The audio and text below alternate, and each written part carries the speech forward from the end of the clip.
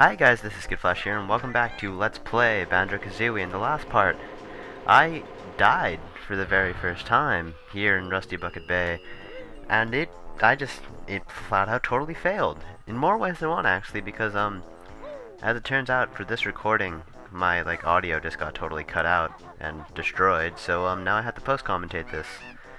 Which is just the worst thing in the world, mind you. I mean, I have no qualms with post-commentating, but, watching myself utterly fail is it's just the worst thing.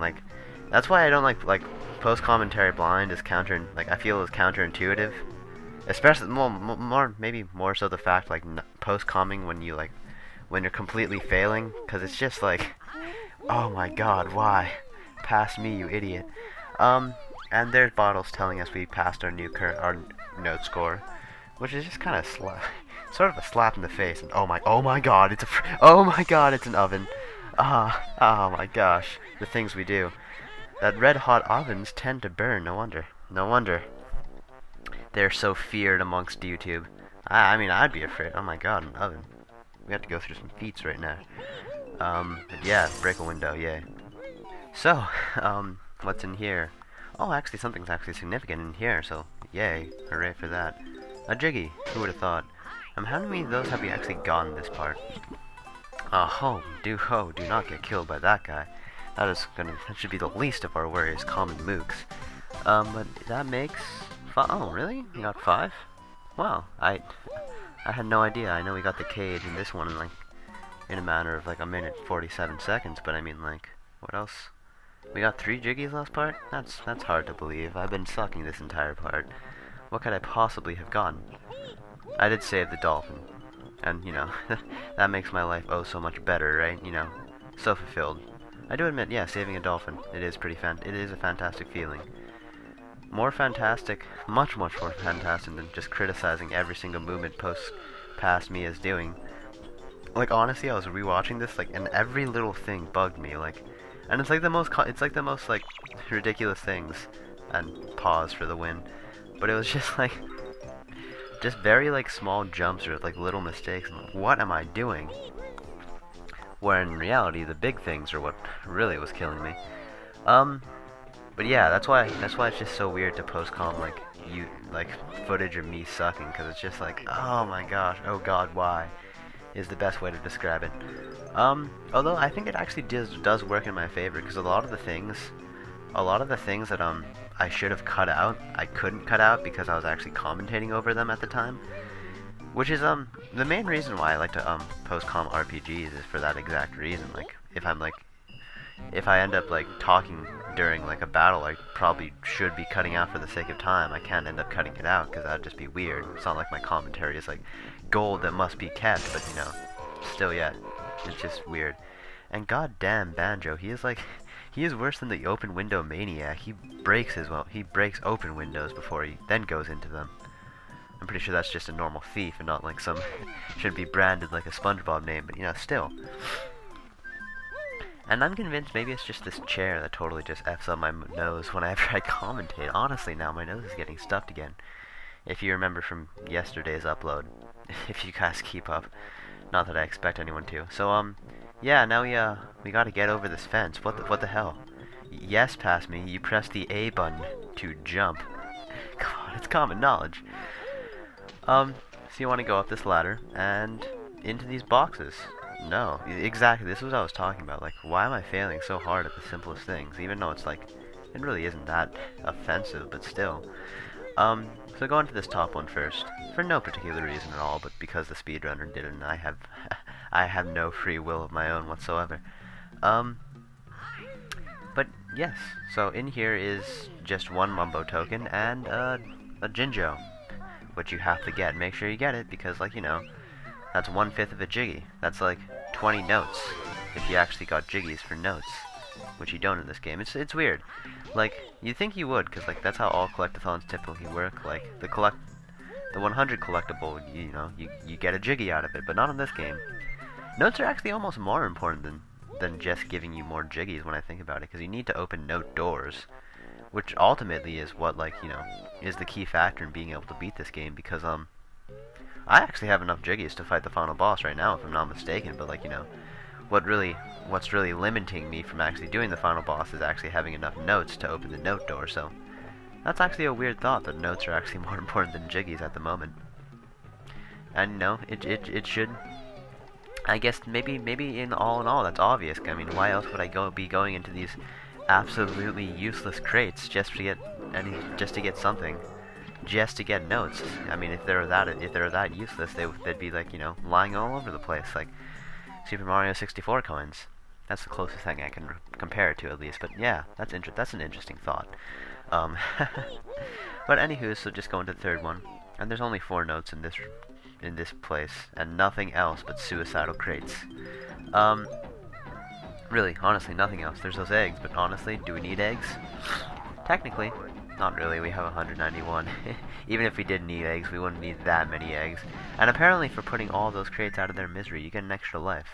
Don't you just feel so warm and fuzzy inside? So, yeah, might as well capitalize on that. Seeing how this is the one world I've actually gone a game over in, which you'll never see because, yay for cutting. And now for more stuff that post-commentary me can actually cut, because thank God, this is what made the part like 20 minutes long before, is this shortcut I kept on trying to do but kept on failing on doing. What you want to do is fly, roll, and peck really, really quickly. The problem I was having with it is because I was just doing it way too slow, and like I'm just really inconsistent, but really just fly, roll, and then you can go up there. Normally you're supposed to pay a toll, but we're just really, really greedy like that. And as it turns out, we had no business to be up here. It was absolutely useless to be up here, so yay. Exactly. So there was like at least 30 seconds worth of me trying to do a shortcut that I like couldn't cut out because I was probably saying something stupid over it, that I now actually can cut out because yay. And now look, don't I just look so much more responsible? But yeah, it actually is easier. And honestly, even though I do fail a lot about it, I find when it comes to me and like collectathons, like platformers like this, that's what the funnest part to me is, just being able to do little shortcuts like that. I mean, obviously I'm not nearly consistent enough to make it like an effective way of speedrunning, but like it's fun the moment when you finally do get like little stuff like this, like I almost did on my first try. It's like the most gratifying feeling in the world, and it's like, yes, this is why I play this. This is why I try the shit that I do. It's all worth it in the end, unless, like, you know, it screws you over and, you know, you have to do a ton of crap over again. Foreshadowing. But yeah, I do find it fun. I regret nothing, to be honest now. I do. As much as I complain about it, I do like doing shortcuts, even if it is detrimental to my gameplay. Because that's how I have fun with the game. If I'm not having fun with the game, then I wouldn't be LPing the game. And I guess it really does boil down to that. Like, a lot of the times I'm like, oh, so excited to be done with this game, but it's like, you know, I'm having fun with it. I mean, I have fun when I can, like, successfully do, like, a level quickly and effectively, because that's just cool. I mean, it's less fun when I fail simple jumps like that, but, you know, at least you get a Mumbo token out of it. So not all is lost. So yes, I'll cut back to that, and again, because I'm doing post-com, I actually can do that. Advantages of I guess it's not really the advantages of post-commentary, more so the advantages of me actually being a responsible editor. But you know, tomato, tomato. So for that grunty switch, I'm pretty sure this is the only way to get to that grunty switch. They intend you to jump off. And I like the sea is really weird in that, like it's orange, but like it shifts, like you can sometimes see the sea texture and then sometimes you can't. So there's a boss here. Just shoot him a few times with an egg off screen, and that'll actually move him away from the Jiggy that you want to get. And go into invincibility mode, and you actually can wreck this guy using, you know, the power of invincibility. But we got the Jiggy. There's no use in killing him. I mean, that'd just be cold-blooded murder. There's no reason in killing that box. You know what? I'm gonna be a pacifist, and I'm gonna actually I'm gonna let that box live. So now he's gonna be trapped there for all eternity. Maybe that's probably a fate worse than death, to be perfectly honest. We are cruel bastards. So you want to actually break open this door, and my advice to you folks is do this first. Do this first. Don't do this next to last like I'm doing right now, because that is the worst possible thing you could ever be doing. Because this is probably the most fatal place of Rusty Bucket Bay, and as you all know, dying Well, I guess you only saw it once, and that one time is when I ended off with the last part. Dying means you have to collect all of your notes again, and all of your Jinjos again. Not all the Jiggies, but all of those things, all of, like, the minor collectibles. So, you don't want that to happen, because that would just suck. So as you can see, here's a bottomless pit.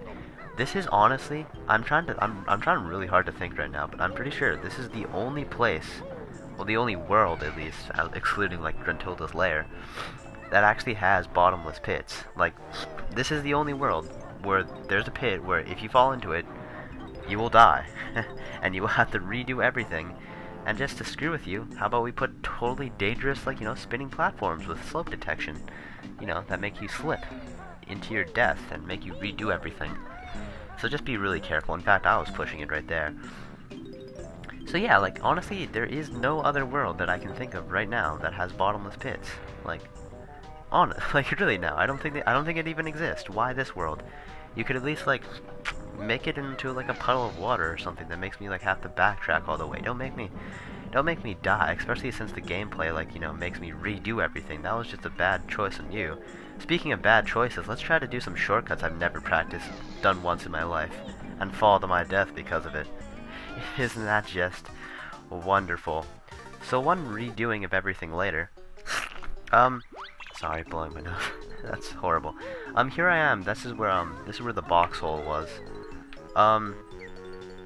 Just to give you regards to things. So I'm actually gonna just suck up my pride and stop trying to do these shortcuts and actually do what the game sort of intended you to do, and that is to go in this pipe before you actually do that thing we just did. Because in here is some notes, first of all, that we can get. Why am I pausing?